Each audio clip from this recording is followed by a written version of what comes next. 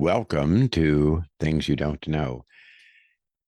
Plastic is nearly everywhere in our kitchens, automobiles, hospitals, clothing, computers, oceans.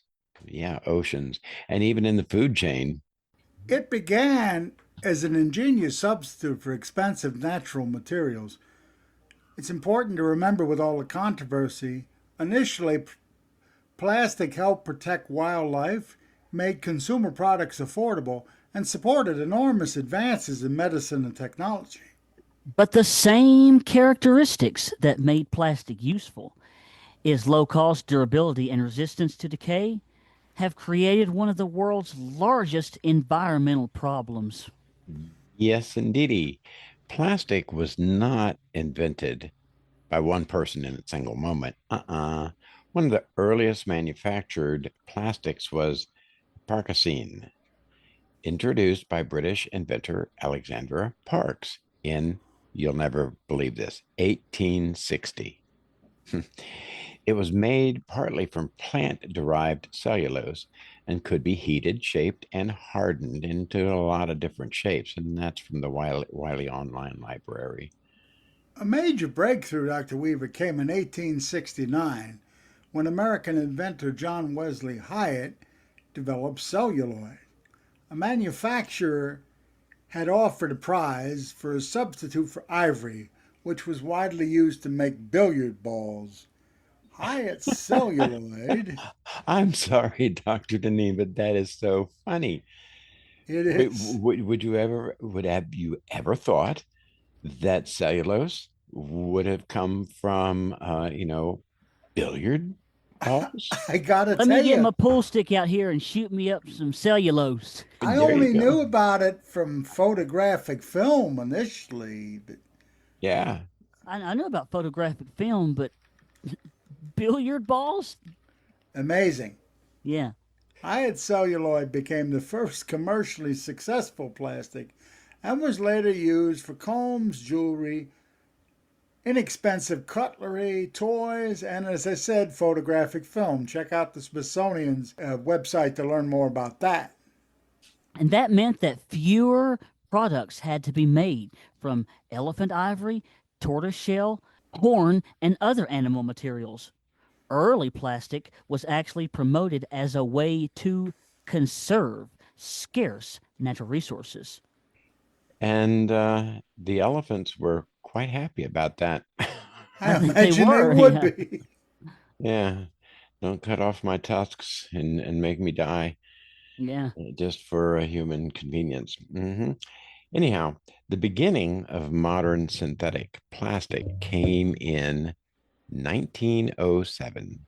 Belgian American chemist Leo Baekeland invented Bakelite, the first fully synthetic plastic.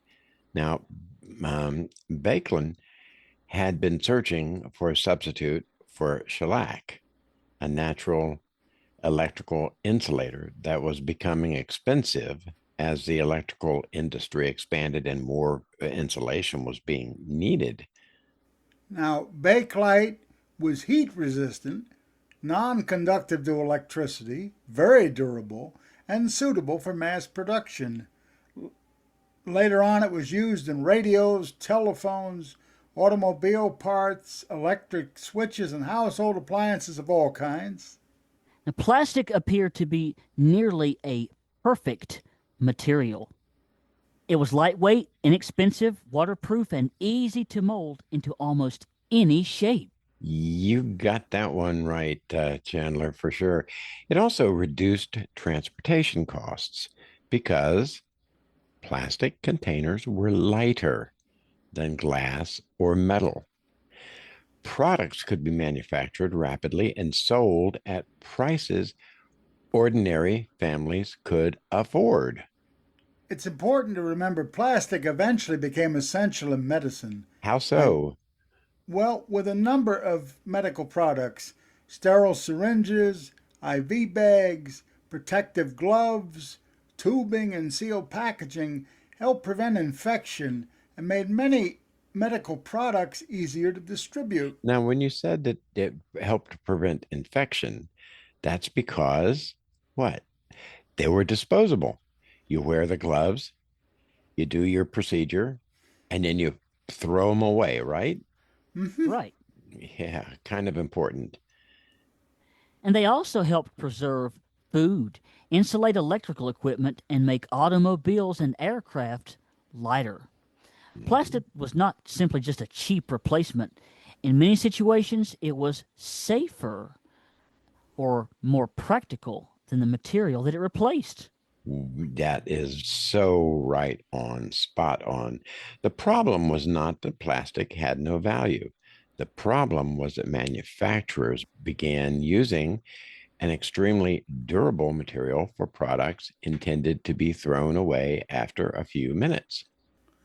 After the Second World War, plastic production expanded dramatically, exploded like a rocket. Disposable cups, soft drink and milk bottles, utensils, bags, and packaging became symbols of convenience. You go to the grocery store and what did they put your groceries in, Foster? A plastic bag. Yeah, but not for me. That's because I uh, carry a backpack, and I put my groceries in my backpack because I don't want to have more plastic bags. Around here, they've been outlawed. You have to bring reusable bags. That's good. I personally think it's good too, and I think the backpack is a good way to go, Dr. Weaver. Now, consumers were encouraged to use something once and then throw it away. But throwing it away never made the material disappear. Absolutely. Most conventional plastics do not biodegrade like food, paper, or wood. Instead, sunlight, heat, and physical wear gradually break them into smaller fragments. That doesn't really biodegrade, but it breaks them into smaller fragments called microplastics. Now, Dr. Weaver, here's where we got a serious problem. Those fragments can remain in water and soil for extremely long periods. Plastic waste blocks waterways, damages animal habitats, and is carried through rivers into the ocean. So we could be drinking microplastics. Is that what you're saying? I am. Hmm. Now, the United Nations Environment Program estimates that between 19 million and 23 million metric tons of plastic waste enter aquatic ecosystems every year. Wait, 19 to 23 million metric tons? Oy. Yes, that's a lot there, Dr. Weaver. A whole lot. Yeah, just a little bit. Marine animals can become trapped in discarded fishing lines, nets, bags, and packaging. Others may mistake plastic for food. Here's something, Dr. Weaver, that breaks my heart. Young sea turtles may actually swallow plastic bags because they resemble jellyfish. Seabirds collect plastic that's floating and accidentally feed it to their young. How awful. Larger pieces can block an animal's digestive system, where smaller particles can move through the food chain. Plastic does not remain only in the ocean. Microplastics have been detected in air, soil, water, and food. Scientists are continuing to study their possible effects on human health, so we should avoid making claims that research has not yet settled. But the ecological damage is already quite clear. Plastic can choke wildlife, contaminate habitats, and remain in the environment long after the item has stopped being useful. Perhaps the most famous example, Dr. Weaver, is something called the Great Pacific Garbage Patch, located in the North Pacific Ocean between Hawaii and California. It is often described as a giant plastic island, but that description It can be misleading. You can't walk across it, and in many places, you might sail through it without seeing a solid layer of garbage. Yeah, it is actually an enormous region where rotating ocean currents concentrate marine debris.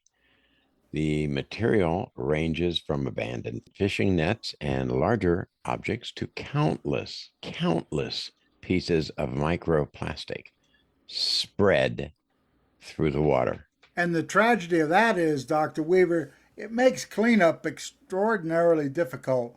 Removing the visible object does not automatically remove the microscopic particles, and nets capable of collecting tiny plastics could also capture plankton and other marine organisms. And the Great Pacific Garbage Patch is not the only one. Similar concentrations form in other ocean gyres. They demonstrate that plastic discarded in one country can travel thousands of miles and become an international problem. Yeah. So now, we talk about maybe we could recycle. Well, recycling helps, but it cannot solve the problem by itself. Plastic comes in many chemical varieties, and products made from mixed materials can be difficult or uneconomical to recycle. Here's another problem, Dr. Weaver. Some plastic also deteriorates each time it's processed. It can be converted into a lower quality product before eventually becoming waste. And that means the most effective strategy begins before the product reaches the recycling bin. Reducing unnecessary packaging, replacing certain disposable items with reusable ones, and designing products that can actually be repaired, collected, and recycled. Yeah, we should also distinguish between essential and unnecessary plastic. A sterile medical device is not equivalent to a disposable fork, an individually wrapped piece of fruit, or a shopping bag used for 10 minutes. Now, Dr. Dineen, before we go any further, I just wanted to point out, didn't you have something that you wanted to say about uh, plastic braces and people with exceptionalities? Yes, thank you for reminding me, Chandler. Plastic is wonderful for many pieces of medical equipment, but it's not the universal panacea some people think. Uh, my exceptionality is cerebral palsy. When I was young, I walked with old school metal and leather braces. Any of you have seen the film Forrest Gump, you'll know what I'm talking about. Oh, And, yes. and they stopped making that in the early 80s, and I had to rely on plastic, which wasn't really effective at all. Older braces were more individually molded to the needs of each individual client. There's been more of a mass production approach with plastic. Not that plastic braces aren't effective for some people or other parts of the body, but my experience was it was more change for change's sake. But yeah, Dr. Dineen, when you say a metal and leather brace, okay, you're talking about something with a very high strength, so that something you could stand on, something that could support your body weight, correct? Quite so. My dear friend, Dr. Andrew Kramer, look at our two pioneers of the rehab movement podcast to learn more about him. He knew some of the pioneers that designed the original braces that people like Arthur Sills and Franklin Roosevelt used. And the modality, the method of that type of bracing is a lost art. And it was much more effective than these uh, plastic ones we have now. Because the strength isn't as great, wouldn't you say, Chandler? Yes, it's not near as great. Yeah. So anyhow, Plastic has many valuable properties, and it began as a solution, friends. Parkasine and celluloid proved alternatives to expensive natural materials that involve killing animals. while bakelite helped power the new electrical age. Its immediate advantages were genuine. Plastic was inexpensive, lightweight. It was sanitary, versatile, and durable. But durability without responsible disposal became a global ecological disaster. The lesson is not that every plastic object must disappear. No, it is that a material capable of lasting for generations should not routinely be designed for a few seconds of use. We need to remember plastic changed modern civilization. Now, modern civilization must decide what to do with all the plastic that it leaves behind. Yeah, well, I hope you've picked up a few little interesting tidbits from this episode. And we do want to thank you for listening to Things You Don't Know.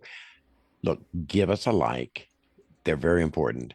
Leave us a comment, subscribe, and return for another episode. Yes, we've got some really good stuff coming up, folks. Be sure to come back and check us out. I Bye think for you'll now. I think you'll enjoy it. Bye bye.